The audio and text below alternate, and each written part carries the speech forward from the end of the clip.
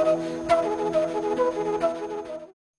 and good afternoon friends, welcome to the CEC-UGC live lecture. Dear friends, we would like to tell you all that if you are from the political sciences department, political sciences is your favorite subject, then we would like to tell you all that today we are going to discuss on the political thoughts of Aristotle.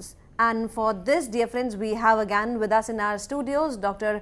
Satish Kumar Jha. Dr. Jha is Associate Professor in Aryabhat College, Department of Political Science, University of Delhi. So, dear friends, let's welcome our guest, Dr. Satish Kumar Jha, and let's try to understand about the political thoughts of Aristotle. So, without wasting any time, I would like to welcome our guest, Dr. Satish Kumar Jha. Dr. Jha, welcome to the Aristotle lecture. Thank you, Geetika ji. In fact, today's lecture we are going to devote on political thought of Aristotle, because yesterday's lecture was on Plato, and as I mentioned in my yesterday's lecture that when we study classics, I think the two thinkers who often come to our mind are basically Plato and Aristotle. One was the teacher, another disciple. One was basically the discourse, I mean the terms of discourse were set by Plato, and Aristotle carried it forward. Of course, then there are a lot of differences between the political thinking of these two great men of the ancient period, because basically Aristotle not only differed with his master, with his basically preceptor, but in fact laid foundation for altogether different science of politics, so much so that even today Aristotle is remembered as father of political science, when the fact of the matter is that political science as a discipline is a modern construct. It emerged much later, but even then Aristotle is remembered as a father of political science. So, there must be some reason why he is remembered as father of political science, largely because of the fact that most of the methodological innovations which were made during that period by Aristotle continue to be the reference point for discipline called political science today. So, that is one thing. Number two, in fact, of course, like any other Greek thinker of that period, he continued the tradition which was basically in operation, but nonetheless he broke from it and to some extent tried to rationalize things, tried to basically conserve the old things, and therefore many people believe that Aristotle's political thought should be understood as one which was leaning towards conservatism, whereas Plato's political thought was more radical, because he was trying to basically go for radical changes in society through a number of mechanisms which we discussed yesterday. For example, his theory of communism of wives, communism of property, and his entire concept of philosopher king. So, that way in fact Plato was leaning towards a radical thought, whereas Aristotle is normally believed to have given rise to a conservative political thinking. But that apart, what is more important is to see that how Aristotle and Plato both also complement each other, and therefore it is not surprising that Aristotle, who was one of the finest product of Plato's academy, because Plato is also credited to have established perhaps one of academy, one of the academies in ancient Athens of a unique type of academy, which was quite rare those days. And in that academy, when Aristotle, who was not a citizen of Athens, when he came and joined that academy, largely in pursuit of his knowledge and became the disciple of Plato, but gradually he realized that some of the ideas which Plato was basically propagating and championing were not feasible, were not practicable, and therefore he differed from Plato on number of issues, including the three important premises of Plato's political thought, that is family, private property, and the state.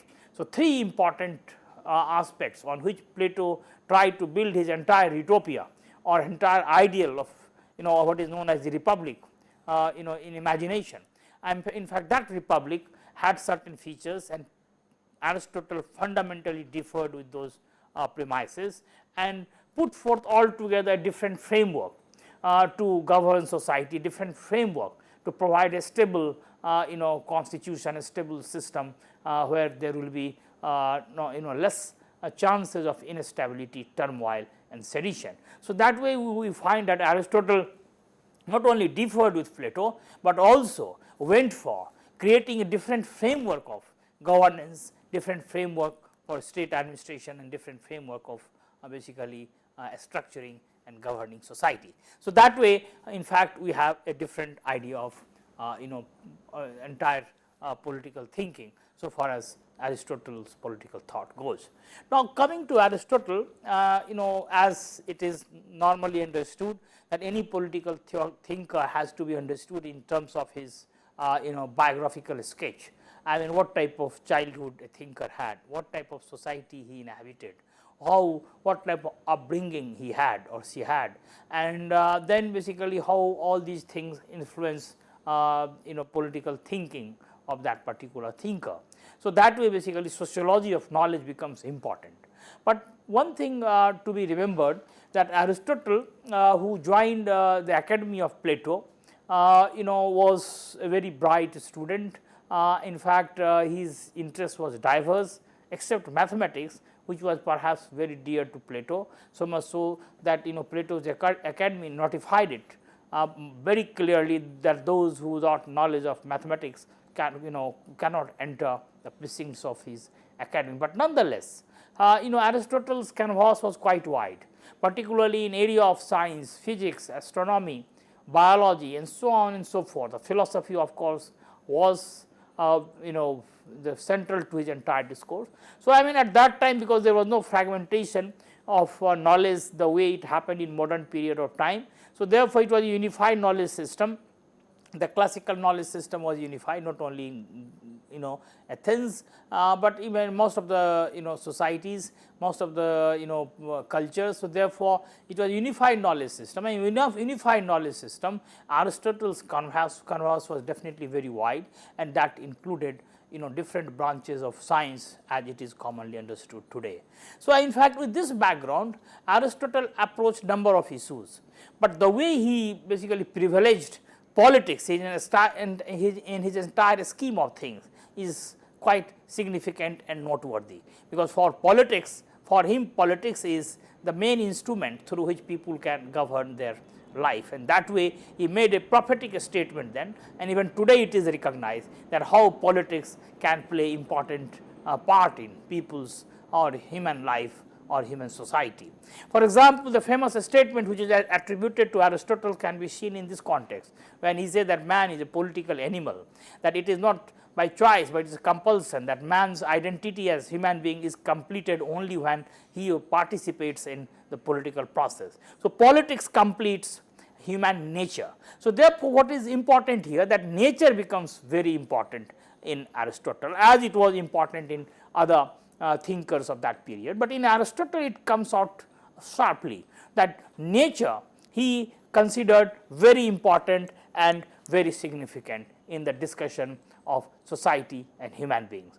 According to Aristotle, the meaning of nature is very clear, that everything has a inner quality for evolution, and basically the height of evolution basically is its nature, because everything has an inner quality for evolution, that everything is in process of evolution, and when it attains its height, when it attains the final stage of that evolution, that is perhaps the nature of that particular thing.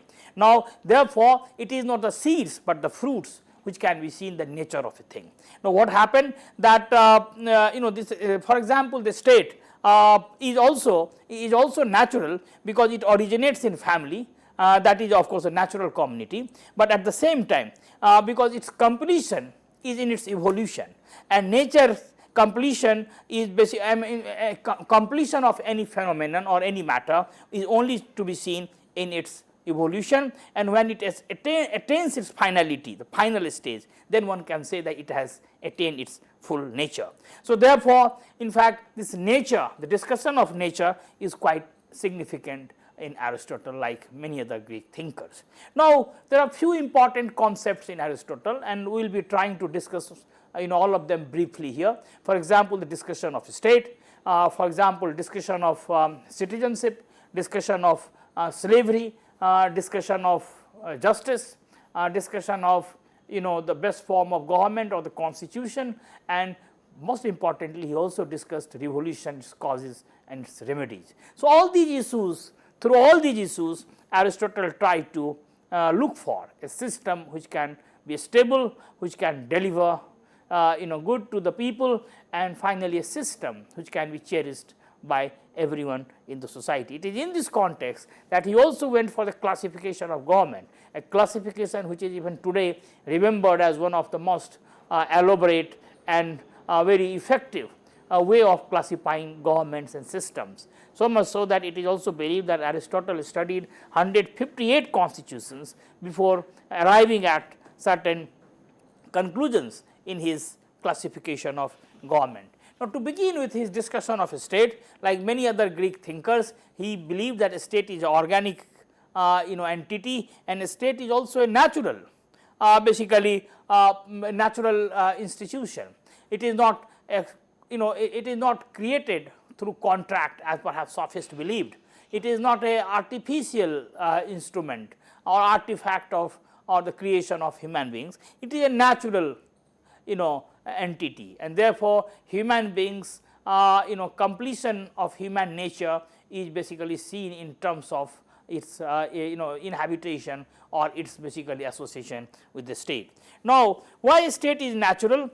Because there are 2-3 arguments which Aristotle puts forth. First of all, that state is the completion of the social evolution, because the kind of evolution which is taking place in society from family to village and finally to the state. So, this evolution is completed only in the state. Therefore, when he came to the definition of a state, Aristotle defined that a state is association of families and villages. That means it is association of these two things, and therefore state is the final culmination, logical as well as historical natural culmination of that process. So, number one, it is natural because the completion of the social evolution, and as I mentioned earlier that it is only in terms of evolution and completion that the nature is to be seen. Now, it is also natural because it is good and the best, because whatever is natural in accordance with this principle has to be good and has to be the best,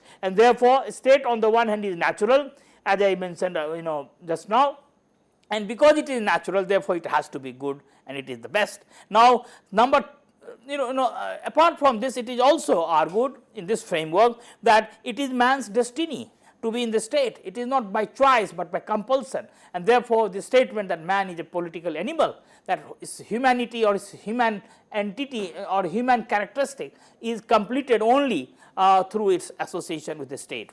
Number two, a state is also indispensable. It is not a choice, it is basically mandatory. A state's existence in human life is not optional, but it is compulsory. And number three, and this is often referred to as that a state is prior to individual, that a state came before individual came into existence, and it sometimes becomes very puzzling and surprising. How can it be that how a state can come before the individual, because after all it is individuals for whom a state exists, but it is other way around in this framework, that individuals exist for the state. State is natural, it is ideal, it is good, and therefore it is not only individuals who have to be subservient to a state, but even a state came before the individual, and therefore at times this method which is often referred as teleological method, using that teleological method that Aristotle argued that a state is prior to the individual. Now, of course, it is not argued that a state is prior to individual historically, but definitely logically, because historical evolution which is basically given is in form of family, village and the state, that it is the family, the creation of family, a number of families together create the village, and number of villages ultimately go and create the state. So, historically the sequence of evolution is different, but logically, in fact, in Aristotle's political thought, a state is prior to the individual, and this is to be understood that how he says. Now, according to Aristotle, logically one can argue that anything is prior to anything when two things happen.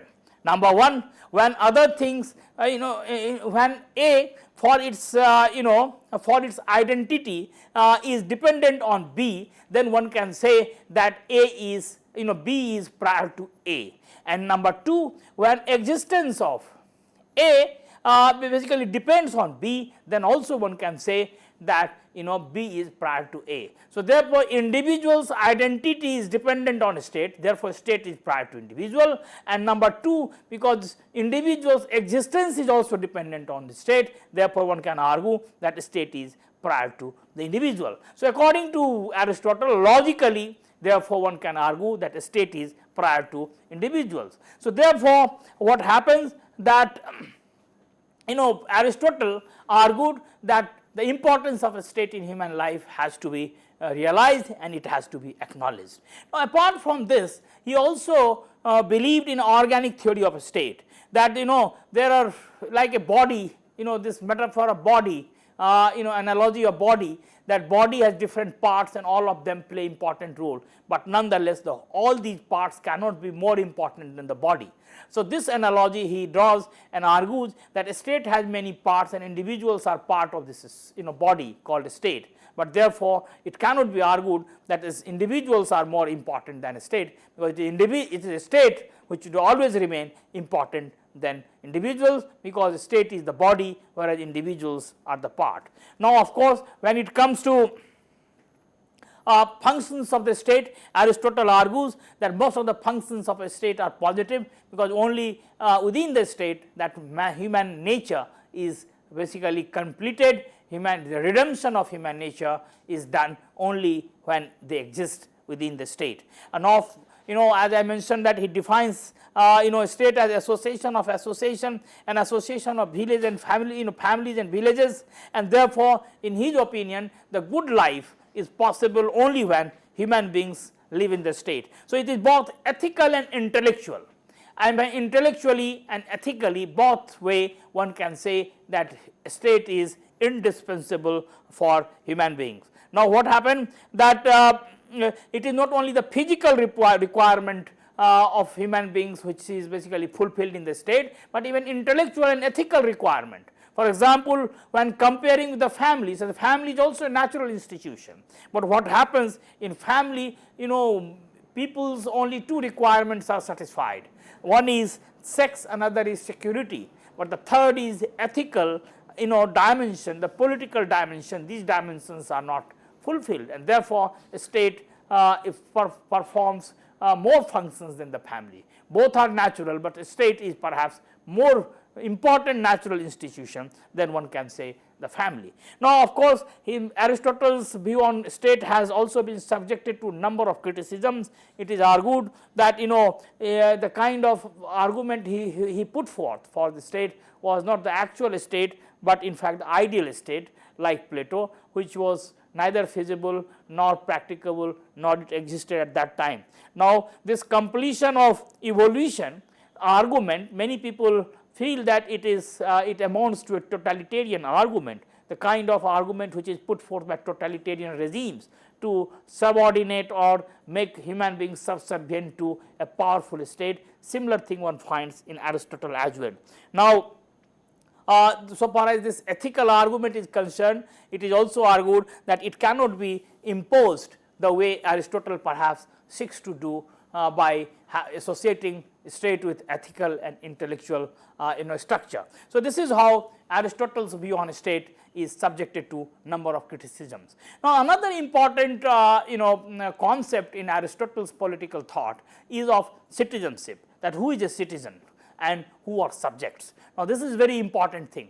Of course, as we know, the citizenship has evolved over over the ages, and in modern time the way the citizenship is understood with reference to residence, birth, so on and so forth, legal rights, and other things. This is a modern phenomenon, but in ancient time this was not the framework in which citizenship was understood and defined, because as it is well known that it was a slave society, half of the society or more than half did not have any rights, they had only obligations, and the slaves were basically denied this right to citizenship. And when this denial was there, the citizenship entitlements and rights were not available to many people. They included not only slaves, but also women and the alien people in that society. So, it was a restrictive view of citizenship, but nonetheless you find a very elaborate discussion in Aristotle so far as citizenship is concerned. Now, of course, for so far as the family is concerned, as I have mentioned, that Aristotle believed that the family is the natural cradle of virtues. All virtues basically start taking root only when human beings live in a family. But therefore, in fact, unlike Plato, as we discussed yesterday, that he banished family, private property and and other similar institutions which in opinion of Aristotle are natural from the life of the guardian class, because they believed that these had the corrupting influence on the politics and political class, and therefore he wanted them to be banished from both society and the state. But in Aristotle, these things remain important, of course not unbridled, but under full control and under full regulation of state and society. So, regulation becomes important, but nonetheless family, private property and such institutions are important in Aristotle. Now, of course, property Aristotle justified, because Aristotle believed that property has a fulfilling role, because property not only has a corrupting influence, it does not have simply corrupting influence as Plato believed, but property also has a fulfilling role.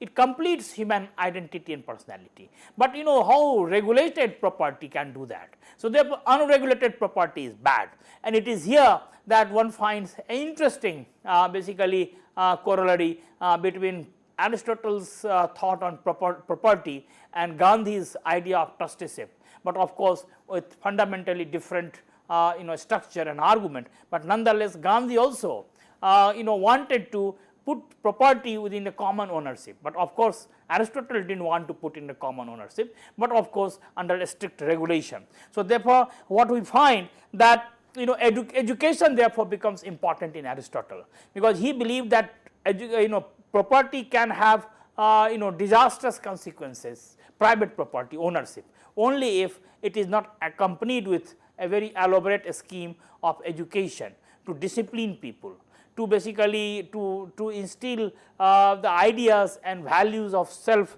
restraint and self control. So, education of course is an important instrument, which was also in Plato. Now, coming to this slavery, that where from the slavery, how Aristotle deals with the slavery, and he has a very elaborate discussion of slavery in his book Politics and other writings as well.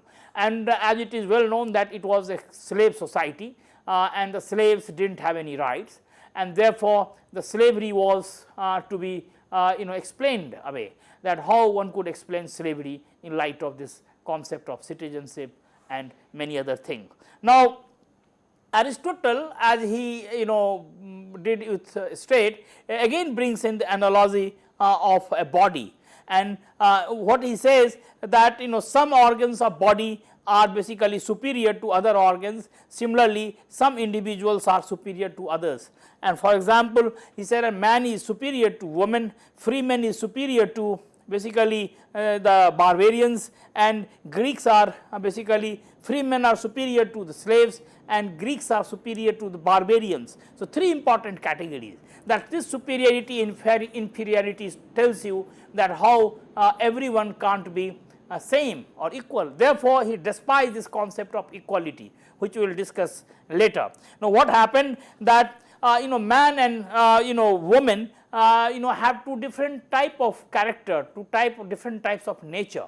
Aristotle believed that man can give command and woman by nature are only capable to take obedience, and therefore there cannot be equality between man and woman. And therefore, when he came to citizenship, he made it available to men, but he did not make it available to women along with slaves and alien, and therefore he rejected Plato's plea for equality between men and women, of course only within the class of guardians. And Aristotle believed that it was highly utopian, because this equality was neither desirable nor feasible, because by capacity men and women cannot be same. Now, of course, what happened that for Aristotle and other Greek thinkers also, but it has come out sharply in Aristotle, they despised and looked at physical labor with contempt, and it was they had a distaste for physical labor. For example, the famous statement of Aristotle that thinking and sweating cannot go together.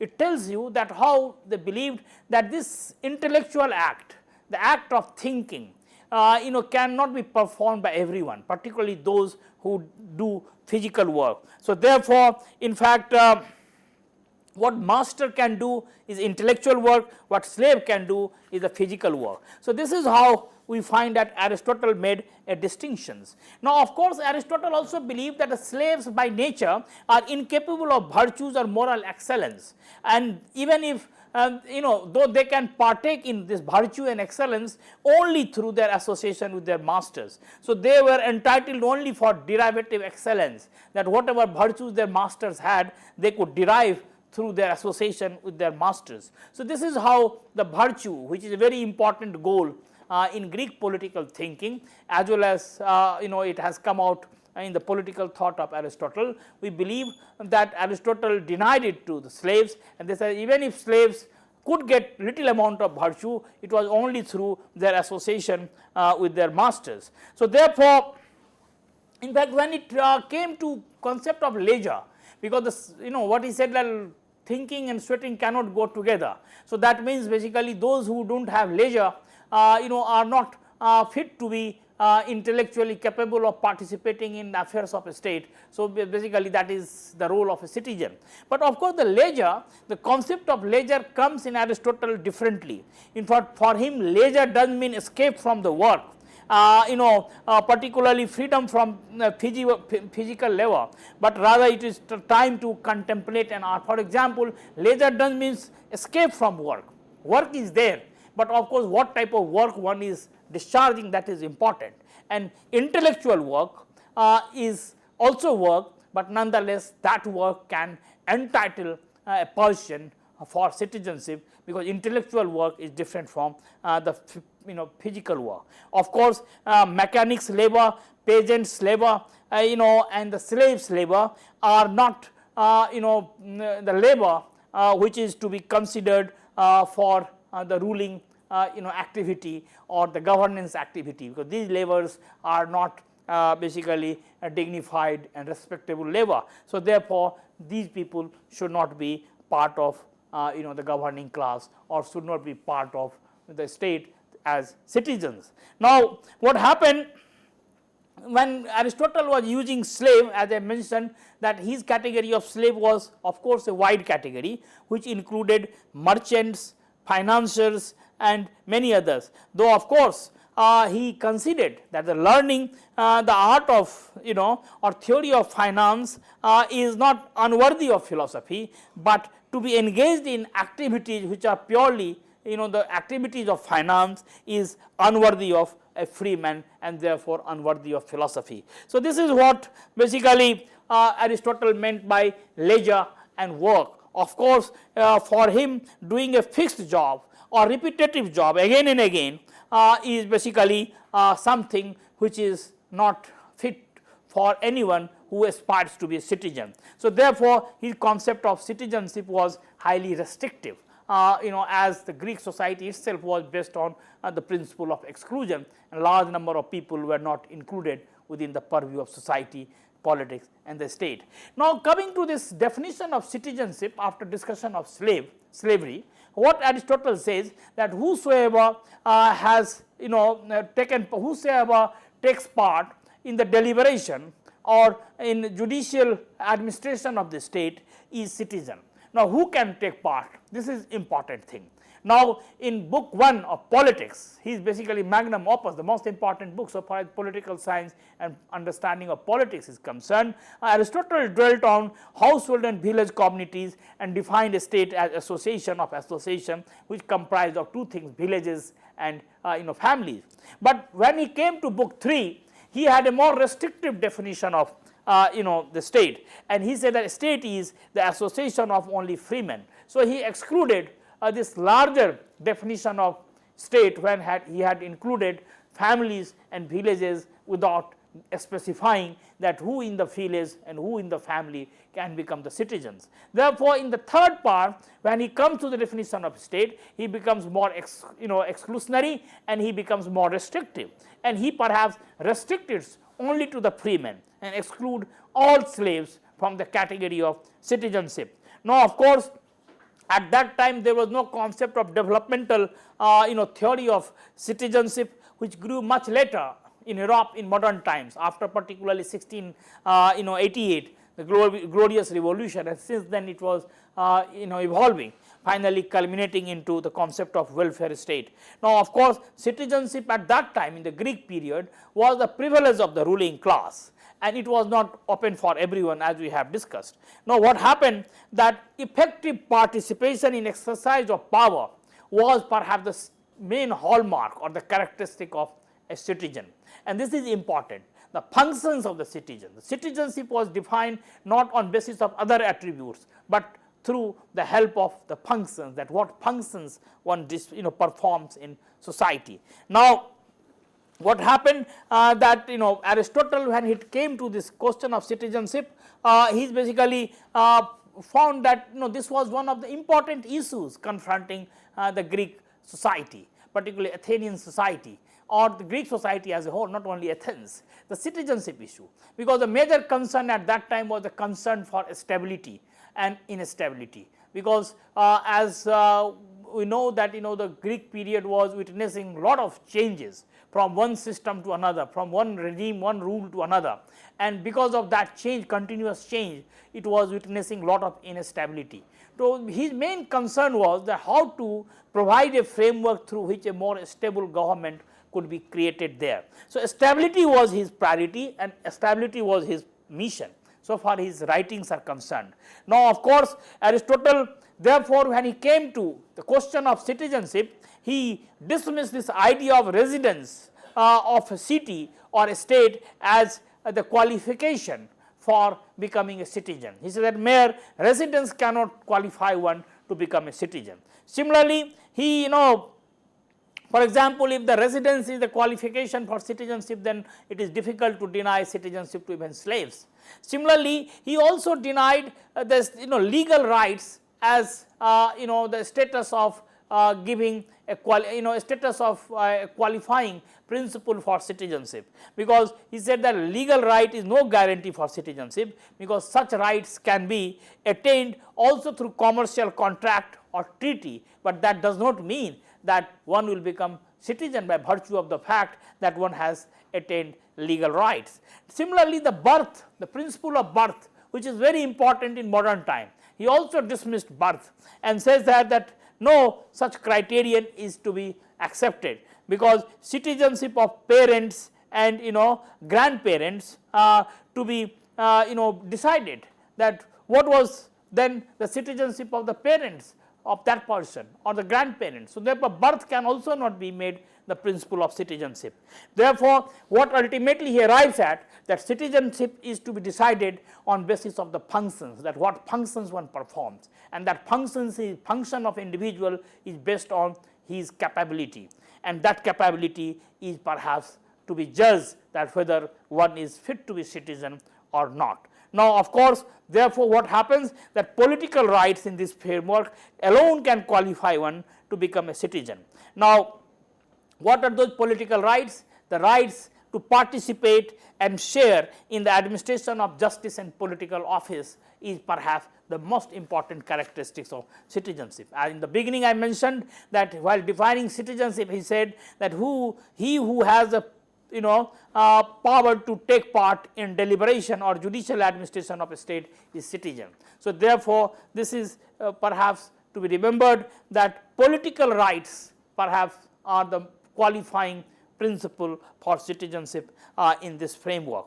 Now, of course, Aristotle also believed in rotation principle of office. The citizens, the positions of authority have to be rotated, and therefore, it is to be seen that he was dealing with a situation where a more stable government could emerge, where a more stable system could emerge, where dissatisfaction among the people could be diminished, where basically chances of turmoil and sedition could be taken care of. So, citizenship discourse in Aristotle is also geared towards that mission, that how to define citizenship, how to create a framework for citizenship through which a more stable system can be created. For example, citizens according to Aristotle are not only the creature who will obey the rule, but they will also actively participate. So, participatory discussion, participatory notion of citizenship one finds in Aristotle emerging quite clearly. Basically, one who participates in the deliberation of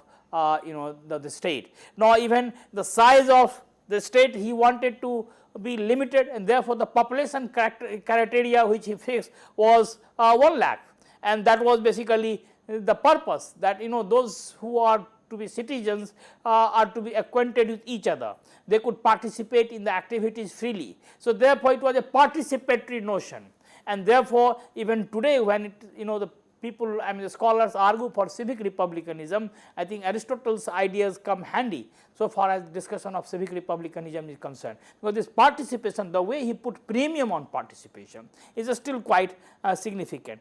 Of course, on basis of authority also, basically he made a distinction between citizens and those who are not citizens. For example, in politics, the authority he believed was exercised by freemen over others, and while in the natural settings it was basically the master over the slave relationship existed. So, therefore, even authority, the system of authority also brought into discussion while discussing the concept of citizenship. Now, the next important theme in Aristotle, and it exists in most of the thinkers of that period, was the concept of justice, and this is very important. Now, it is normally believed that without the discussion of justice, no idea of an ideal polity could be complete. So, in Aristotle also the concept of justice is quite significant. Now, of course, participation, as we have seen, is basically the defining feature, defining characteristic of a polis in the political thought of Aristotle. But unlike Plato, whose definition of justice was quite radical, and he approached it from a radical point of view, and he wanted to change the existing social order. Therefore, yesterday we discussed that how Plato talked about tripartite division of soul, and therefore, how human nature is basically perhaps the best guide for delivering justice. But unlike Plato, Aristotle moved altogether in a different direction. Instead of making it abstract, instead of making it part of discussion of human nature, Aristotle wanted to present a more institutional and legal framework for justice, and therefore many people, many scholars believe that whereas Plato's political thought on justice was radical, Aristotle retained that conservatism which characterizes his political thought. That means that he wanted to retain the existing social order, and therefore he wanted to basically mold it or modify it to suit his overall framework, so that a more stable system could be in place. Now, of course, Aristotle believed that justice implies the regulation of human relations, but in course of his discussion of justice, Aristotle talked of 3 different types of justice. Number 1, the distributive justice, and he put distributive justice as the prerogative of legislatures, that no other functionary of a state can encroach on this domain. This is the prerogative of the legislature, and this distributive justice is basically is based on the principle that one has to be treating equals equally and unequals unequally, and this principle is still accepted universally as very powerful principle so far as distributive justice is concerned. Even in modern times, we have had so many developments in realm of theories of justice, but nonetheless this principle of Aristotle is still acknowledged to be very powerful and very sound. Similarly, the second theory of justice, principle of justice he talked of, was retributive justice, or one can say corrective or remedial justice, and he put it under the charge of judges, that only judges can basically deliver this justice, that is remedial or corrective, that how corrective measures could be taken. Now, retributive justice implies imposition of punishment and payment of damage to the person who has suffered, and therefore what it implies is the full restoration of of any loss involuntarily sustained in course of the transaction between individual members of the community. So, this is what retributive justice is all about. And the third is the commutative justice, and commutative justice means that again it is put under the charge of judges, and commutative justice means that it determines the amount of goods and services to be rendered in return for another sort of voluntary transactions by buying and selling undertaken. So, therefore, this principle is the principle of full equivalence, that only judges will decide that how this equivalence can be created. So, therefore, this is the commutative justice. Now, according to Aristotle, therefore, in this classification justice becomes a tripartite principles: distributive, retributive and commutative. Distributive in charge of legislator, retributive in charge of judges, and commutative again in charge of the judges. Whereas distributive justice allocates honors and wealth. This retributive justice basically deals with punishment and payment of damage, and the commutative justice basically regulates voluntary transactions among people. And whereas distributive justice stands for merit, that everyone should get his due according to the merit, the retributive justice is basically implies full restoration of loss, that if someone has suffered loss then it should be fully compensated, and commutative justice means that full equivalence of goods and services is to be made and done through the act of judges. So, this is how basically Aristotle looked at the principle of justice, and deviating from what Plato was arguing in his Republic. So, from abstract he moves to empirical and concrete, and taking help of law, institutions and constitution. And therefore, what Plato also did when he modified his argument in his laws, argument put forth in Republic and modified in laws, Aristotle perhaps takes off from where Plato had left in laws. So, therefore, it is also argued that Plato's text, not Republic, but laws, had tremendous impact on basically Aristotle, because Aristotle wanted to be more practical, he wanted to be more empirical, he wanted to be more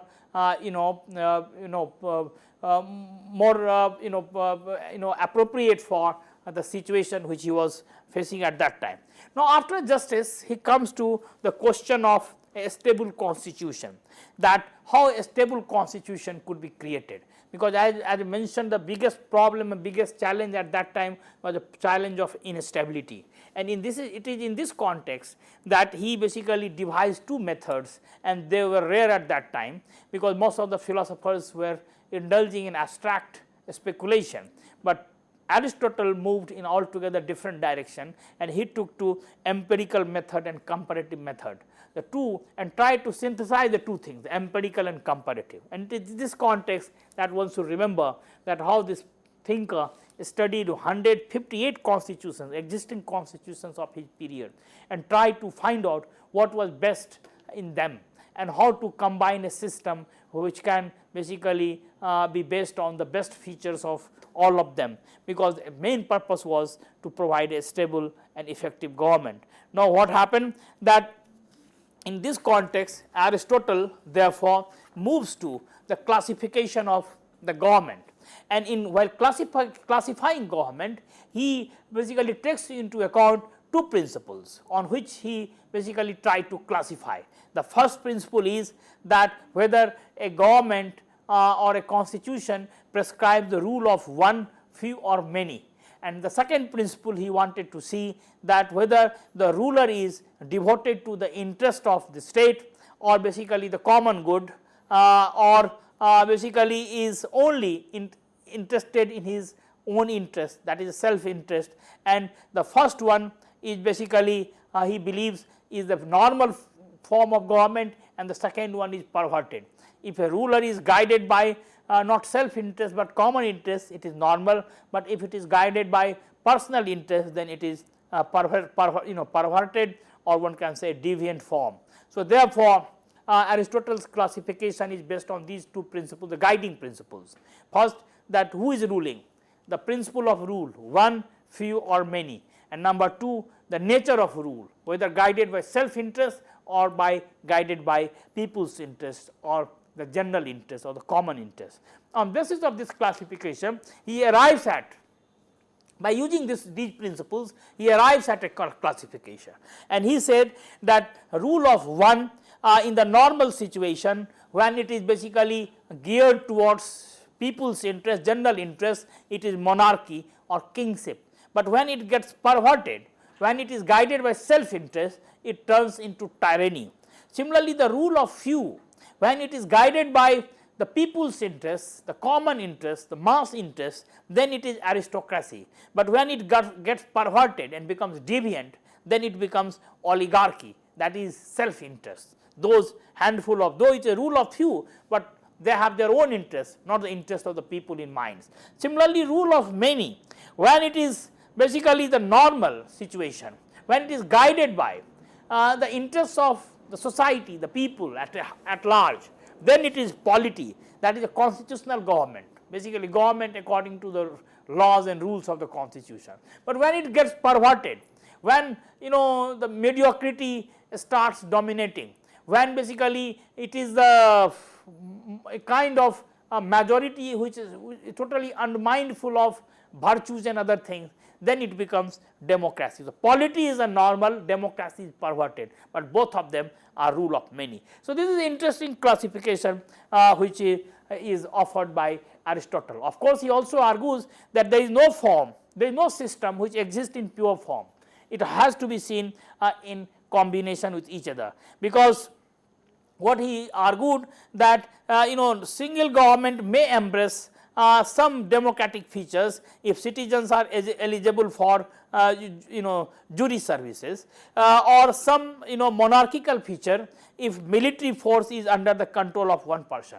So, I mean these two features of democracy and monarchy one can find combined in any system, because no pure system is possible. Now, of course, he believed that monarchy is good under normal conditions, but when it becomes perverted, then it becomes tyranny.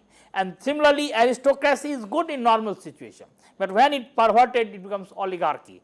Polity is good, the rule of many, but it is good if it is guided by constitutional principles, but when it becomes perverted, then it becomes a democracy. So, this is what basically Aristotle believed. Now, according to this entire classification, Aristotle also basically argued for a cyclical movement of these things, because the notion of change at that time was also cyclical, not linear.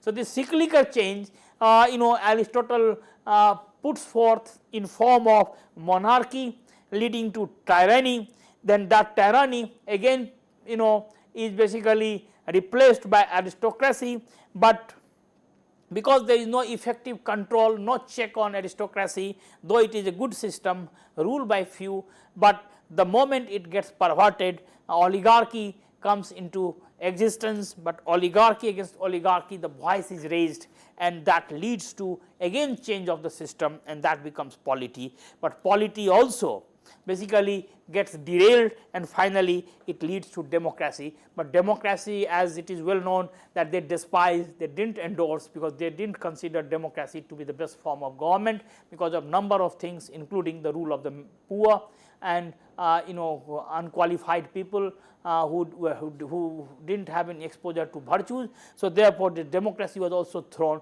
and again back to monarchy. So, this is the cyclical movement from monarchy, tyranny, aristocracy, oligarchy, polity to democracy, and back again to monarchy. This is the cyclical notion which Aristotle basically presented in his classification of government. Now, coming to this causes of revolution and its remedies, this is another important thing, because the entire mission was to provide a stable government, the entire purpose was to avoid and prevent basically revolution and sedition, because that could lead to turmoil, that could lead to disorder.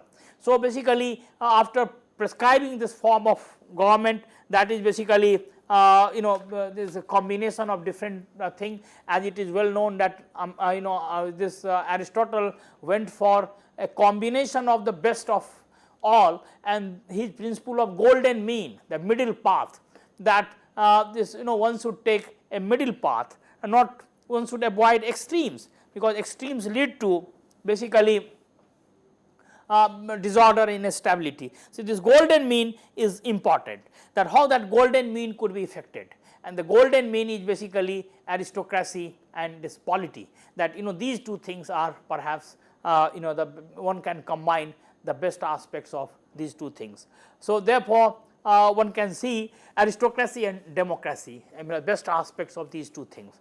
Now, coming to this revolution, because he believed that what was the if a system gets perverted, then chances of revolution increase and the chances of instability increase, and therefore, certain remedies he also suggested that how revolution could be prevented, because revolution was a symptom of of instability and disorder. Unlike Karl Marx, who also talked of revolution, Aristotle did not feel that revolution was the solution of the problem, because for Marx revolution was a midwife in this transition, because basically it was the revolution which heralded a new era, and therefore, revolution was the symptom of a creative society, the good society, which basically moved in direction of qualitative change and new change. But unlike Marx, Aristotle's take on revolution was not positive but negative. Now, of course, in order to avoid revolution, Plato provided radical solutions through his political thought, and those radical solutions we have seen in form of his concept of philosopher king and communism of wives and property. But being a conservative thinker, Aristotle provided a different framework to deal with such turmoil, such instability and therefore revolution.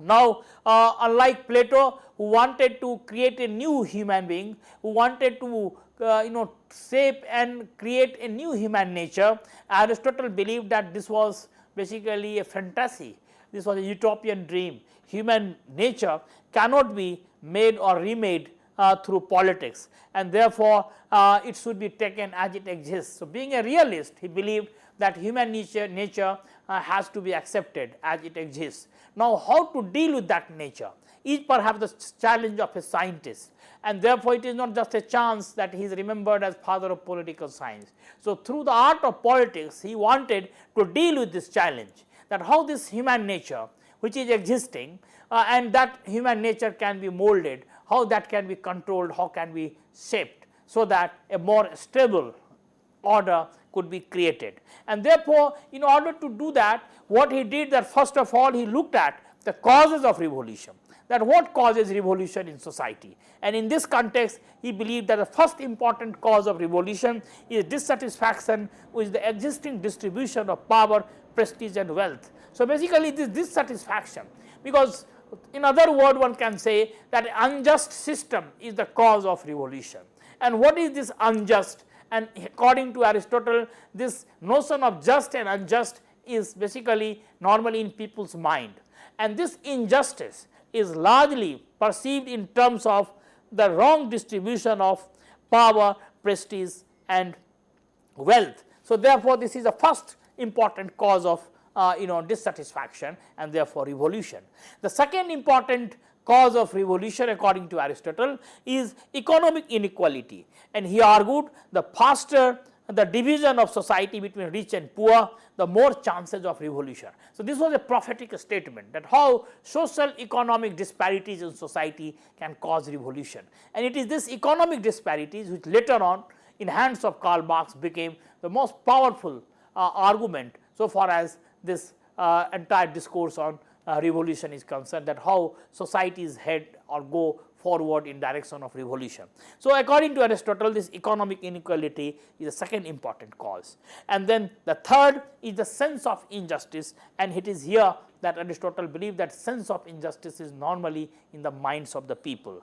Of course, Aristotle also believed that is the middle class which is perhaps the best cushion against such challenges, and if a society has a powerful middle class, then it acts as a cushion and prevents such possibilities. So, he attributed important role to the middle class so far as this stability and order in society is concerned. But he not only diagnosed the causes of the problems, but he also offered certain remedies that how such revolutionary situations could be prevented and avoided. For example, his first important suggestion he gave that the ruler should try to prevent dissatisfaction. Number 2, the constitution should be based on the consent of the citizens, and therefore, that consent should be not only factorized, but it should be also as made as a tool for governance, and this consent from as many people, the majority of the people should be looked for. And the third, that minorities in the society should not feel cheated, and because when the minorities, and at that time of course minorities was mostly seen in terms of the wise people, the educated people, and therefore those who were the privileged people. So they should not feel cheated, because if they feel cheated, then this dissatisfaction can have a cascading effect on everyone inhabiting that society or that state. And finally, the best remedies which perhaps most of the Greek thinkers at that time thought of was education. We have seen that how Plato also had a very elaborate scheme of things for education, for bringing order and stability in society, and accordingly Aristotle also suggested that education is the best way to both keep check on misuse of property and basically to stop or prevent spread of dissatisfaction in society. So far the system of government is concerned, as I mentioned, that he went for a golden mean, that is basically combining the best of the best system existing at that point of time and avoiding the extremes, something what many people associate with the Buddhist dictum of Madhyam Marg. So this is what Aristotle talked of. When it came to democracy, of course he, as I mentioned, that the Greek thinkers didn't think very high of democracy. For example, they considered democracy as a rule of poor, and therefore it was the involvement of majority, but that majority was highly mediocre and people were guided by passions. Therefore democracy was a system which they didn't admire, and the demerits were many. For example, it believed in equality, and it believed in ability of number, and both had a negative aspect so far as society is concerned. But rule of the poor and involvement of the majority, these were the virtues which basically they admired, but they basically despised the principle of equality and the ability of number, the two important principles of democracy. Therefore, in fact, so far the preference of Aristotle was concerned, it was always for polity or aristocracy, not democracy. I will stop here. With this note, thank you, sir. Thank you so very much for giving us a very productive session once again. And dear friends, if you have liked this lecture, or if you want to give your feedback regarding this particular lecture, then you can mail us at info.cc@nic.in. And very soon we are going to upload this lecture on YouTube, with the help of which you can access this lecture the number of times you wanted. So we would be meeting again and would be discussing on one of the another topic under the subject political sciences. Till then, take care. Goodbye. Thank you, sir. Thank you so very much.